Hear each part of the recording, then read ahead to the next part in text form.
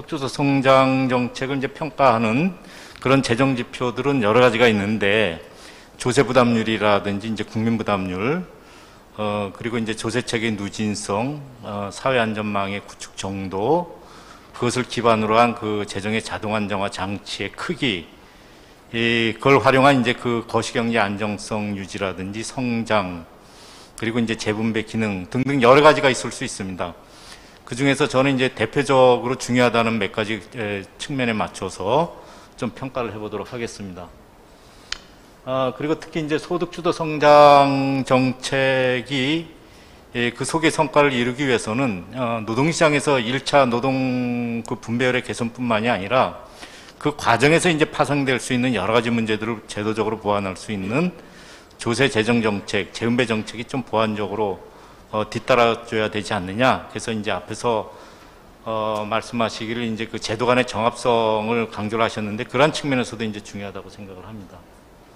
그래서 결국 이제 조세 부담률을 적정 수준으로 높이고 조세 체계의 누진성을 강화하고 사회 안전망, 고용 안전망을 촘촘히 구축하는 그 필요성이 입각해서 조세 재정 정책이 어느 정도 역할을 했는지 그 평가를 해볼 필요가 있다고 생각을 합니다.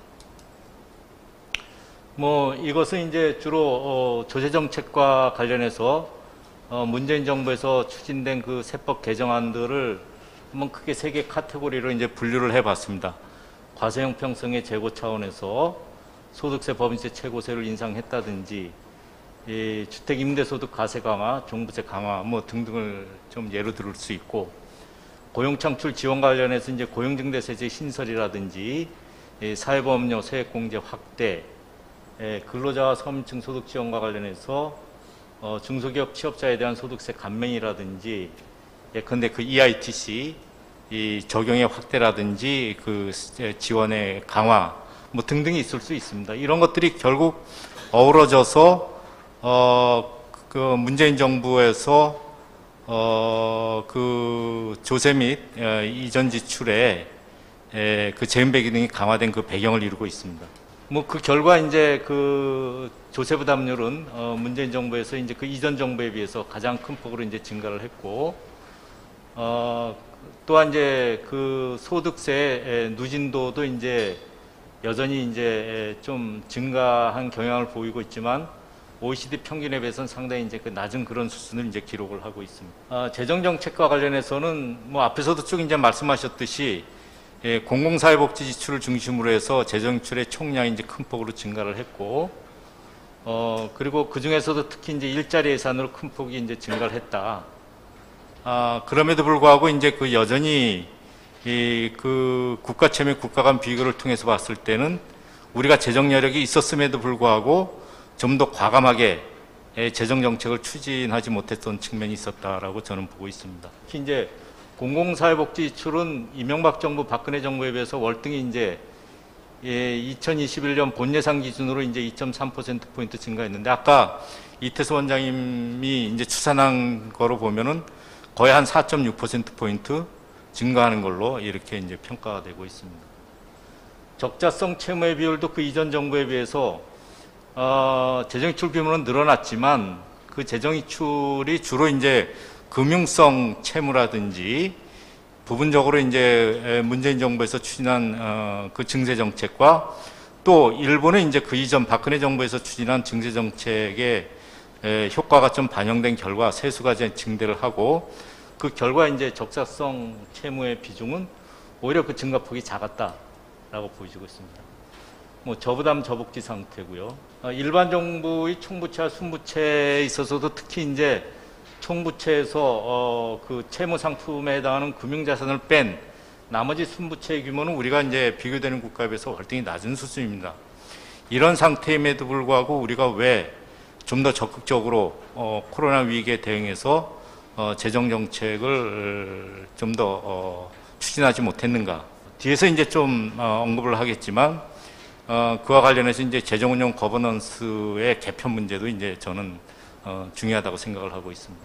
이 그림은 앞에서 이제 쭉 설명된 내용이고, 특히 이제 재분배 효과가 상당히 커졌지만 여전히 2018년 기준으로는 29개 OECD 국가 중에서 처분 가능 소득 기준으로 그 소득 불평등도가 8번째로 높은 수준이다.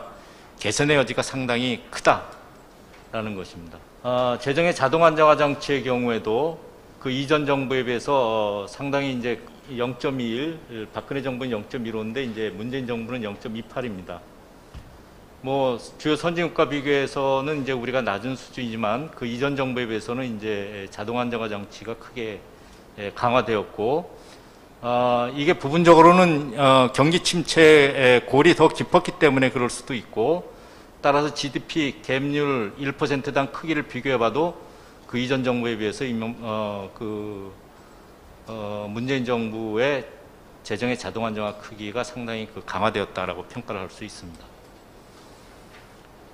경제 안정화를 위한 재량적 재정 정책, 앞에서 이제 간단히 언급한 바와 같이 특히 2018년과 2021년에 발생한 초과 세수, 이 문제는 좀 우리가 왜 이런 그 문제를 좀 발생시킬 수밖에 없었는지에 대한 어떤 그 성찰적 좀 고민, 대안이 필요하다고 생각을 합니다.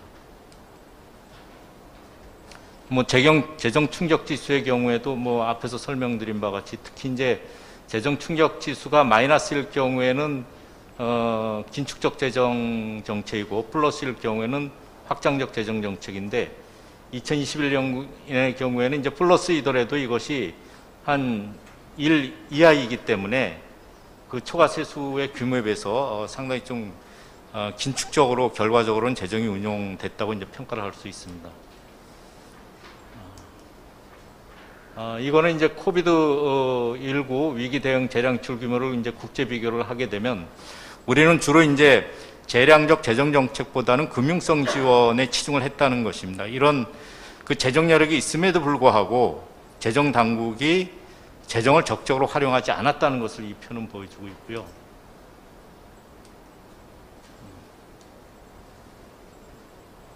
반면에 이제 그 정부의 성장 기여도는 2019년과 20년에 상당히 큰 폭으로 나타나고 있습니다. 이것은 경기 침체의 골이 깊어지면서 불가피한 그 측면이 있었을 거라고 생각을 하고, 좀 더 이제 그 정부가 적극적으로 대응을 했다면 그 2020년에 마이너스 성장률도 좀 개선되지 않았을까 이런 생각을 하게 됩니다.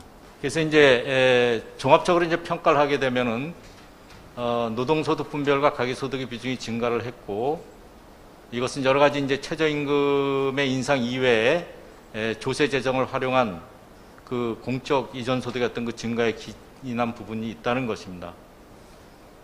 이러한 그런 긍정적인 측면에도 불구하고 재정을 소극적으로 운영했다는 점은 이제 지적돼야 되고, 이와 같이 재정이 이제 그 지나치게 재정 건전성의 틀에 갇혀서 소극적으로 운용될 경우에는 단계에 있어서 경제 안정화뿐만이 아니라 장기에 있어서 그 성장 잠재력도 상당히 훼손시키는 그런 요인으로 작용할 수 있기 때문에 위기 국면에서는 좀 더 이제 적극적으로 재정을 운영할 필요가 있다는 것입니다. 개혁의 방향과 과제입니다. 현재 이제 우리가 처해 있는 여러 가지 그 사회경제적 상황들, 그것을 고려한 이제 과제들을 한번 쭉 정리를 해봤습니다. 출산율 제고, 노소득 보장, 잠재 성장률 제고, 고용 창출, 일자리 안정 등등 양극화 해소. 이러한 것들이 이제 그 해소하기 위한 그 조세 재정 정책들을 한번 쭉 정리를 했고요. 한편에서는 이러한 그 과제를 수행하기 위해서 세수를 확충을 해야 되고, 또 다른 한편으로는 조세가 갖고 있는 여러 가지 정책적 기능들을 그 효과성을 제고하는 방향으로 좀 개편, 조정할 필요가 있겠다고 이제 생각을 하고 있습니다.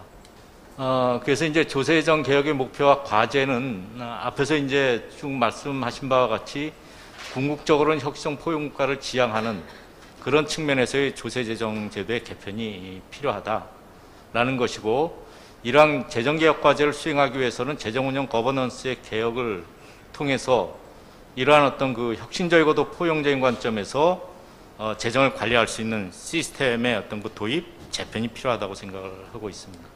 개혁 방향과 관련해서는 저는 궁극적으로 이제 그 누진적 보편 증세의 방식을 통해서 우리가 필요한 세수를 확충을 해야 되고, 단계적으로는 먼저 이제 소득과세, 자산과세를 중심으로 해서 이제 과세를 강화하고, 이것이 이제 그 소득수 성장의 측면에서 이제 부합을 한다고 생각을 합니다. 그리고 나서 이제 재정치료 확대에 따라서 소비세 수 확충까지도 우리는 좀 논의를 할 필요가 있다. 하지만 그런 단계적인 절차가 좀 필요하다고 생각을 합니다. 그래서 이러한 그 방식의 세제 개편은 그 보편주의와 선별주의 복지제도가 합리적으로 결합되는 복지체제에 조응하는 조세체계 구축이라고 할 수 있겠습니다. 조세개혁의 과제는 뭐 여러 가지 이제 불로소득에 대한 과세를 강화한다든지 소득세 최고세율이 적용되는 과세 표준의 시작점을 낮추고 보편적 증세의 관점에서 전소득 구간의 적정 수준으로 세율을 인상할 필요가 있다는 것, 법인세율의 경우에도 최고세율이 적용되는 구간이 너무 높기 때문에 이것을 좀 낮출 필요가 있다는 것, 그리고 단순한 방향으로 개편할 필요가 있다는 것입니다. 주택에 대한 투기적 수요를 억제하고 실수요자를 지원하는 방향으로 부동산 보유제는 개편해 왔고 그것을 유지시킬 필요가 있다고 생각을 합니다. 조세 이출을 적적 관리 대상을 중심으로 이제 정비를 하고 또 국회 차원의 조세개혁 추진기구를 설치해서 함정 세제개혁 방안을 좀 모색할 필요가 있다고 생각을 합니다.